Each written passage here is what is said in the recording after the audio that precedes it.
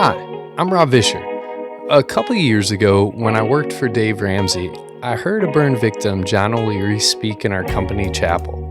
But as he spoke, it was clear to me that he didn't look at himself as a victim. Even with finger amputations and lingering burn marks on his neck, he looked at himself as someone who had been loved and who had been given many gifts. You'll hear more from John later.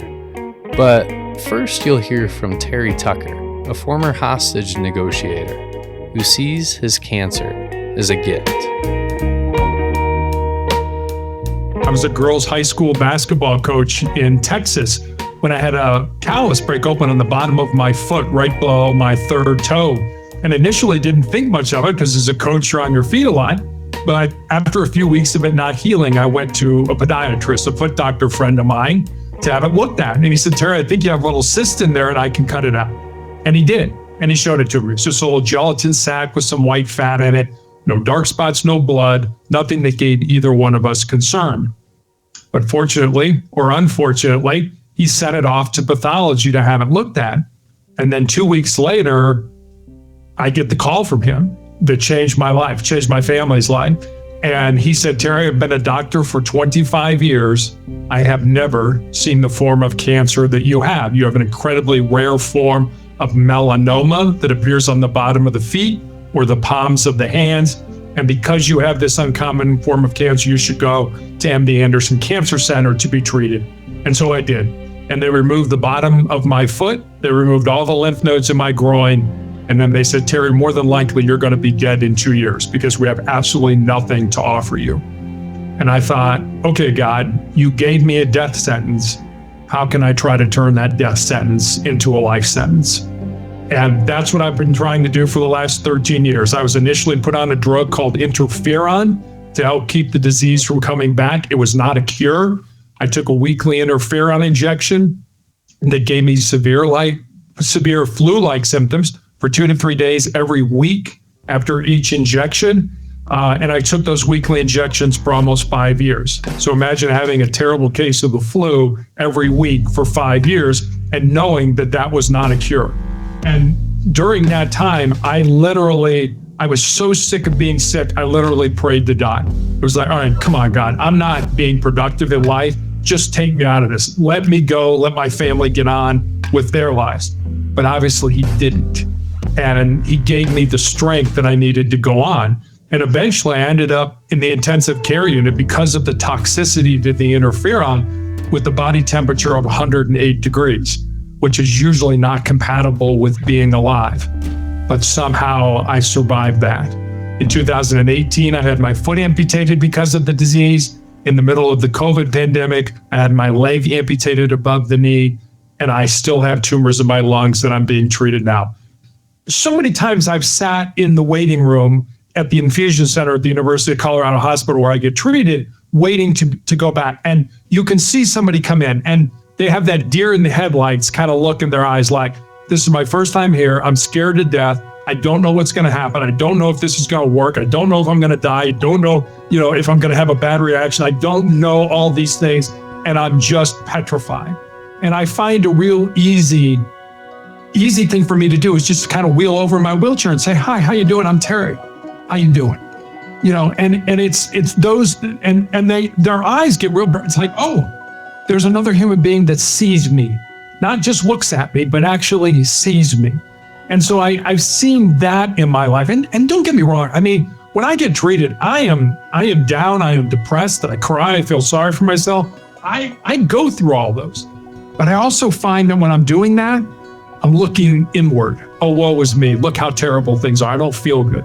And I find a very simple way to do that. And this is absolutely God working through me, is to go find somebody else to help, to go find somebody to say hi to, pick up the phone and call somebody I know who has cancer and say, hey, how you doing? Now all of a sudden, I'm not focused on me. I'm focused on somebody else. And I find, at least for me, that changes my entire perspective, my entire outlook on life by doing that. And that's absolutely God working in me. That's not me doing anything special. I've been asked if I could live my life over again without cancer, would I do it? I don't think I would. I think cancer has made me understand what's important in life. And it's not about how much money I make or how important I am or how influential I am.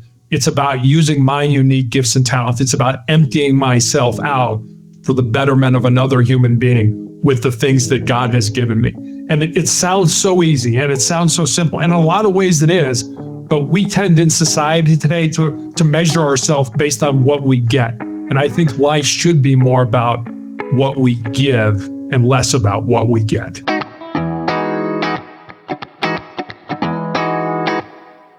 God used cancer to help Terry look beyond himself. In our next story, Annie's wheelchair becomes a stage for her to encourage others.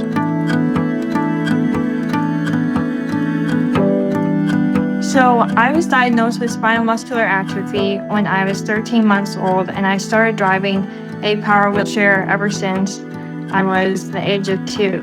And it was really difficult growing up with a disability. I felt disadvantaged in many ways. There was many unknowns and kind of like, why me, God? Do you love me? Why did you give me this disability? And so fast forward to many years later, after graduating college, God brought me to one of my most amazing opportunities yet.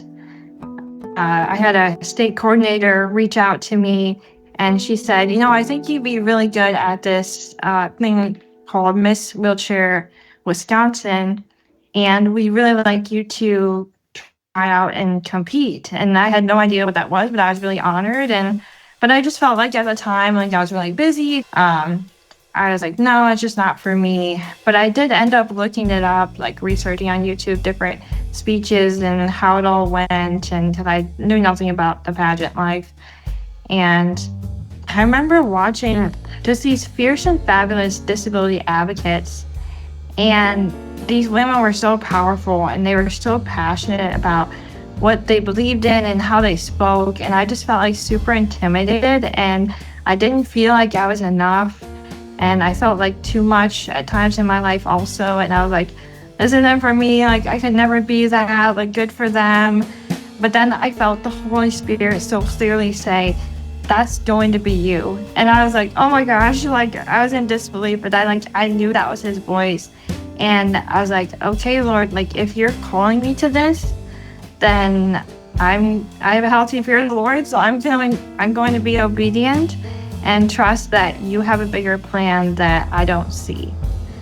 So fast forward to when I called up my state coordinator, I was like, all right, I'm going to do it. Like, I feel like the Lord is leading me to this. I've been praying about it, and I don't know all what to do, but I'm just willing to try. So competition day happened, and there's a lot of prep work with that. I had to fill out an application and write and memorize a 2-minute speech on my platform, which is Caring is Caregiving.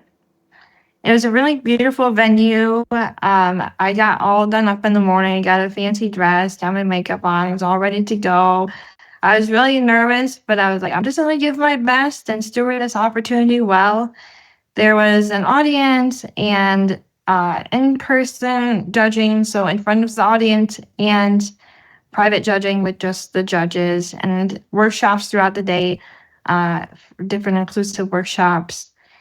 And I had to give my speech in front of the audience, and it went well. And by the end of the day, they were like, the next title holder of Miss Wheelchair Wisconsin 2023 is Miss Annie Heathcote. And I was just in shock. I was so excited, so happy. I was like, oh my gosh, like I actually won, and like this is so cool. And then I was like, oh my gosh, I actually won. I have no idea what I'm doing. So it's just another opportunity where I just had to trust the Lord, and I'm like, okay, Lord, I don't know what this year's going to hold, but I know you hold my heart and my soul. So I'm just going to trust you. So it started out, pretty slow with events. I would reach out to places and act out of faith, like God was prompting me to reach out to places, and I would do that. And sometimes it was a yes, sometimes it was a no, and then some places would reach out to me. But before I knew it, it was this whole snowball effect. And by the end of the year, the Lord had me do 52 events, like interviews, events, traveling all across Wisconsin, speaking to businesses, churches, organizations, reaching over 100,000 people through my social media and in-person events. It was just a crazy, wild, fun ride. And so by the end of my reign year, I got this really neat opportunity to compete for Miss Wheelchair America. It was the most intense week of my life, and I thought the whole year was hard. This week was very intense. It was in Grand Rapids, Michigan, at this big fancy hotel. And we were there for a whole week. It was like in a fishbowl. I swear we had I went outside for like a few minutes. I don't know. It was just a lot. And I just got the opportunity to meet some of the most incredible women that I'm still friends with to this day. We have a group chat on Facebook and we talk often. And by the end of the week, we did a speech night, and then the night after that was the crowning gala. And the Lord blessed me with finishing as a top 5 finalist, and I got second runner-up, so third in the nation. And then the audience actually voted my speech, and I won the Best Speech Award. And it was very clear at that point, even though I didn't win, like God was leading me towards public speaking. And after that, and after my reign ended, I actually was blessed with the opportunity of traveling all over the United States, Texas, California, Wisconsin, Washington, D.C., speaking at different disability conferences and events, and actually getting paid for that. And it was just so clear that I needed to start my own speaking business. So that's what I did. And it was just it's been a blessing. I've been able to impact millions of lives now. It's so humbling, and I just want to give so much value in the things in my life that I see to help others live their life for Christ. God showed Annie purpose in her wheelchair. In our next story, God gives Bethany a sign in the midst of a heartbreaking diagnosis.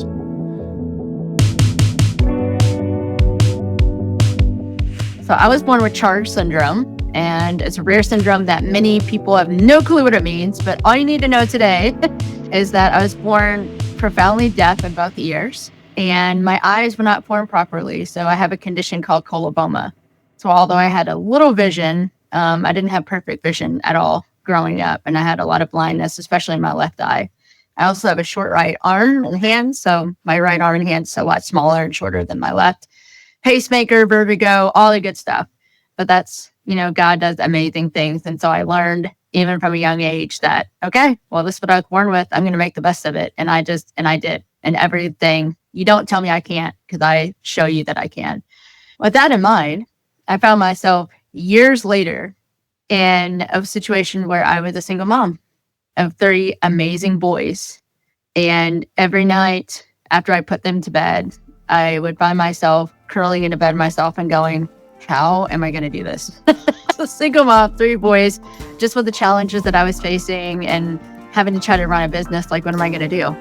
And then came the day where my oldest was getting his braces off, and I couldn't celebrate with him because, unbeknownst to him, just an hour earlier, I'd received a call from my eye doctors that was going to tell me that I was most likely going to lose the rest of my vision and possibly the rest of my hearing because my optical nerve was spinning.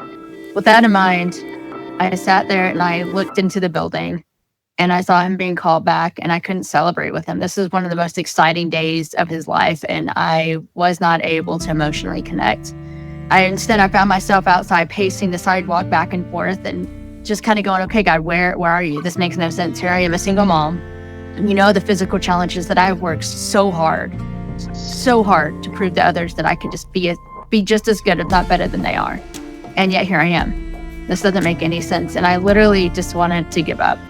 And it was at that moment where I literally tripped over something and hit the sidewalk. My knees hit the sidewalk. And I looked up, and it was at that moment with tears in my eyes because I was in physical pain too. But I looked up and I saw this amazing rainbow just reflecting across the orthodontist office. And it took my breath away. If you've ever had that moment where you just catch yourself and everything just seemed to fade away around me. And I just saw this rainbow, and I just felt God saying, Bethany, you will still have vision at the end of this, but you get to control what you look at. Look for me. Look for my fingerprints. Look for what I'm doing, because that will always be visible. You don't need physical vision to see what I'm doing. And I want you to chase after that beauty. So I thought to myself, okay, that's how I'm going to make it through this. I am going to put myself in opportunities where I can chase after God's beauty. And I did. I chased after his beauty when I got to teach my oldest how to drive a car with limited to no vision. I got to chase after his beauty when I got to be with my middle kiddo and walk him into the operating procedure room, because I had been through that a lot in my life. God had prepared me for that moment. I got to be in that moment when I got to sit in the hearing aid office with my youngest child that has hearing aids just like his mom. And we got to take a selfie together because we knew how it felt like to get hearing aids made and be proud of the technology that's around us. I guess my biggest encouragement to people is that life doesn't always make sense, and it doesn't have to, because our main mission here on this earth is that we get to look for God's fingerprints in the middle of the craziness. And he provides it for us, but it doesn't just leave his fingerprints there, that he's physically with us as well in amazing ways. And you miss that if you don't miss his fingerprints all around us.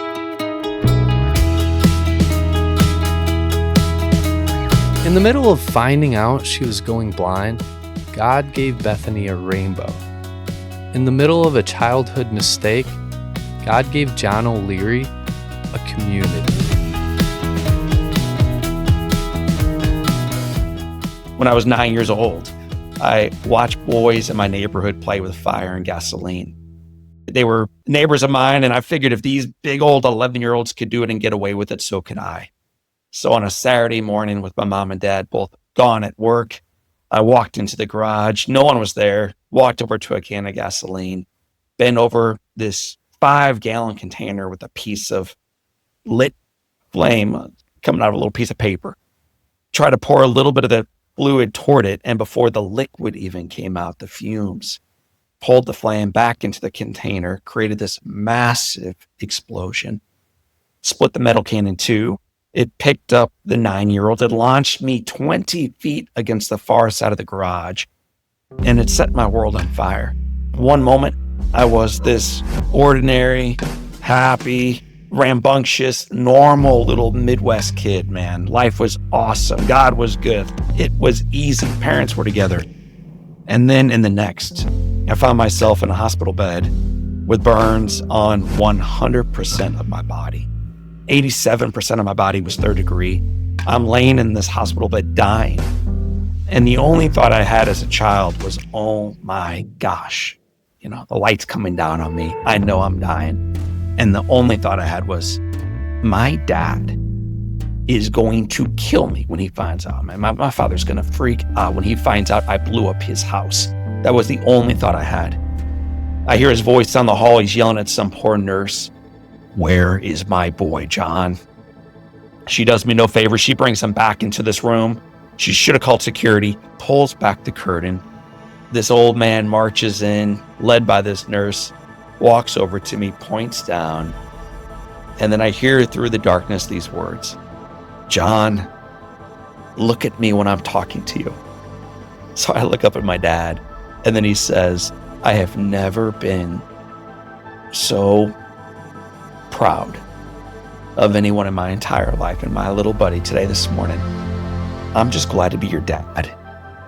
And then my father says, I love you, and there's nothing you can do about it. And as a kid, my friends, I remember crossing my arms and shutting my eyes tight, thinking, oh my gosh, nobody told my dad what happened. Maybe I can get away with this thing. But I think my father knew. And I think what he's introducing me to is just grace and mercy and love and tenderness. And his grace and his love and his tenderness did not make the journey forward easy. What does, man? What would have? It did not make the 5.5 months of hospitalization go quicker. What would? Did not make rounds of amputation less painful. But I think it made the journey forward possible. That began my journey. It was like meeting me at the well as I was, without judgment, in love. And it changed my world. But one of the commitments I made coming through this time in hospital and through these bandage changes and through these rounds of amputation and through these struggles was I would never be defined by those wounds. I would never be defined by those scars. I would never be defined by that wheelchair, or maybe one day when I had the ability to step away from it. I would live a very ordinary, normal life. And so my dream as a child and as a young person was not one day to stand out, shine. My desire was to fit in. It was to fade. It was to be ordinary. And that's what I did for a long time. I masked up. I covered it up with long sleeves. I covered it up with humor. I covered it up eventually with alcohol and everything else that I think sometimes we do when we are uncomfortable in our own skin or our own lives. So that's what I did for a long, long time until my late 20s. I'm working construction. I'm 28 years old, and I find myself in the back row of a church service. Who knew? My arms are crossed. I'm bored, not just by the message, but by life. I'm looking down, and the pastor's talking about the gift of talents. And finally, it doesn't just stop at those with 5 or 2 or 1. He comes to those of us with 0. And that was me. And the pastor, although the church had about 500 folks in it, looks at me, feels like, and he says, and for those of you who feel like life has already passed you by and you cannot be used for good, listen to me. Your life is a precious, priceless gift.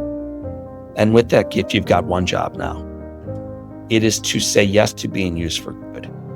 So I left that service, unsure what to really do with it, but I wrote it down in my journal that night. Say yes to being used for good. And the following day, I'm working construction. Can y'all think of a worse job for a dude without fingers, with scars from his neck to his toes, than carpentry? Man, what are you doing, O'Leary, in your late 20s, man? Not much good. But I think I'm trying to climb the ladder and show the world that I'm enough. That I'm enough. I can do hard things too. That's what I'm trying to prove out. But my phone rings. This is how God shows up. My phone rings. I answer it. And a little voice says to me, Mr. John, will you speak at my school? And my first thought was about what? I'd never spoken anywhere about anything. I'm an introvert by nature. I try to hide out in the shadows, and I work in carpentry. What would I speak of? So this little girl says, I heard about how you were burned, and I thought you could share that with my class. And my friends, like in any ordinary setting, after any other day of the week, I would have always said no to her. But on the heels of receiving a message that my life was a precious gift and that I had one job now, say yes. I awkwardly said, yes, I'll do it. Took the dare. 2 weeks later, stood up in front of this room, never once looked up at those little monsters. 3rd grade girls, man, tough audience. But that's my first one. 6-minute keynote in front of 3rd grade Girl Scouts. And afterwards walked out to my truck feeling like I let him down. But one of the dads pulled me aside and said, John, that was awesome. Would you speak at my Rotary Club? And 2 weeks earlier, I'd been told that my life was a precious gift and that I had one job. Say yes to being used for good. So I said, yeah, I'll do that. In that room, there was someone from a Kiwanis Club. In that room, there was someone from a Chamber of Commerce. In that room, there was someone who ran the prison system for Kansas. And this awkward, introverted, scarred nobody just kept saying, yeah, I'll go. I'll serve. I'll say yes. That yes has led to 2,700 speeches in 50 states, dozens of countries in front of millions and millions of people, ultimately reminding them that their life is a precious, priceless gift and they got one job. Say yes to being used for good. It also led to Las Vegas, speaking at the MGM in front of 28,000 people. And after speaking to them and playing the piano afterwards and walking out and doing a book signing, one of the individuals in that book signing, her name was Linda, said, John, have you ever thought about turning your story into a film? And like any good, normal human being, I said, no. Right? No, I've never thought about turning my life into a film, Linda. And she said, would you mind if I tried? So I said, yeah. And I learned that answer a long time ago. The answer to service is yes. So I said, you're welcome to try. So Linda began working on this project. She created some seed money. They hired someone to write the screenplay for Soul on Fire. They brought in this man who struggled in his faith. People from various faith backgrounds came around this thing. They wrote the screenplay. Then we needed to fund the thing. We had to raise millions of dollars. How do you do that? one friend at a time, I found out. Just one friend at a time, one friend at a time. And one friend saying yes, after one friend saying yes, we eventually were able to raise enough, but we bumped into a struggle at the end. I told one of my friends what the struggle was. We had to raise the remaining 30%. How do we get to the finish line? And he said, well, I'm having lunch this coming weekend with the governor of our state. I live in Missouri. He said, I know there's a film credit that they've been thinking about doing for 13 years. Would it help if I talked to him about it? It's like how God works. And I said, I guess you can talk to the governor of our state about this. Yes. They had that lunch on a Sunday. On Tuesday, it was signed into law that we could get back 30% of the investment we made into the state back into those who funded this throughout the state. And so this unlikely project continued forward. We brought in actors from around the country. Joel Courtney plays John O'Leary. William H. Macy plays Jack Buck, this radio announcer who helped save my life. John Corbett plays my dad. Stephanie Shostak from Iron Man plays my mom. Macy McLean plays my wife. All these incredible people, not only great actors, but humble servants who said yes to this project.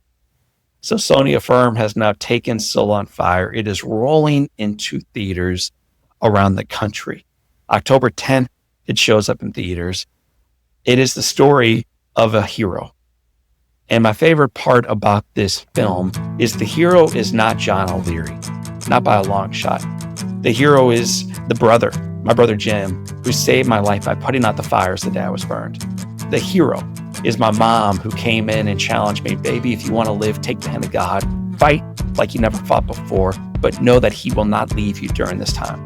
The hero is my dad, who met me in love. The hero is the radio announcer named Jack Buck, and the nursing staff and the community came around this little boy and breathed life into him when he did not see it for himself.